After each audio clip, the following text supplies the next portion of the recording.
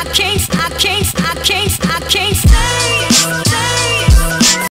guys. So 9 minutes na lang natitira dito sa memory ko at hindi ako nakapagtanggal ng ibang video. So 8:25 na ng umaga at tinatamad na akong pumasok. Pero ayun, push lang, push. So hindi ko alam po sino darating and hanggang 12 daw sila. So under time na naman ako. Kapag naman nag-stay ako, ganun din, papauwiin din naman ako, diba? So, yan. So, expect ko na if ever magkaroon ako ng overtime, hindi na siya counted sa akin. So, i-offset siya. Yun ganun talaga. So, kailangan lang ng tiyaga para magbunga ang nilaga. So, yun. Later na lang, guys. And, try ko na rin makahabol sa pag-upload at maging updated na ako kasi nahihirapan na ako dito sa memory ko. So yun. And yung memory din ng laptop, hindi na rin niya kaya yung mga video. So hindi rin ako nagsisave ng mga video pagka nakapag-upload na ako, nagdi-delete na ako.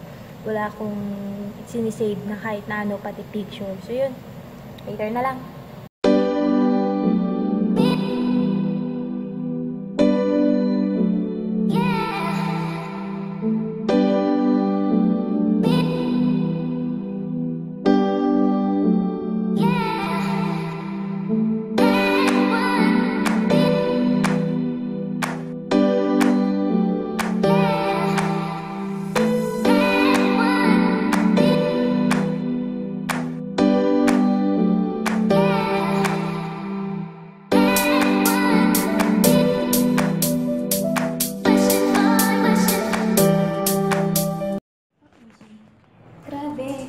Ang kalat.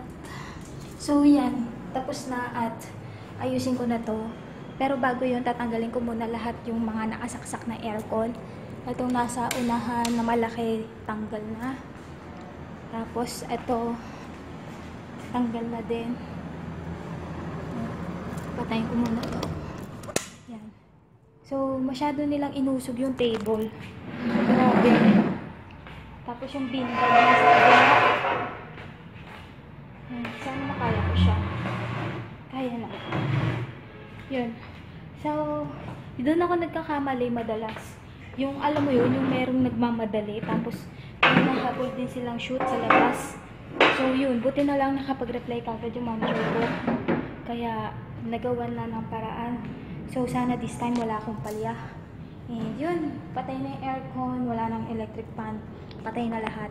So, dito ko na ina-end yung vlog, guys. Konti lang yung na behind the scene ko kasi, alam mo yun, hindi ko sila ganun ka-feel. Yung kumbaga parang naboboringan ako. Kasi mas nasanay ako dun sa nauna. Kasi, alam mo yun, yung parang, alam mo na yung flow niya, alam mo na yung ginagawa nila.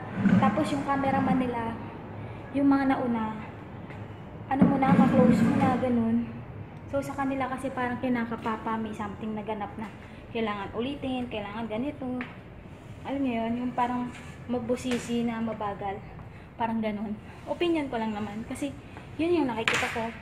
Or baka naman kasi dahil nasanay nga ako doon sa mga naunang batch na lagi ko nakakasama. So, yun. Bukas na lang. Kita-kits tayo bukas, guys. So, hindi ko alam kung may ganap ako bukas. Pero, ang alam ko, mag-i-edit ako at manonood ng mga vlogs nyo. So, yun. Bye! I chase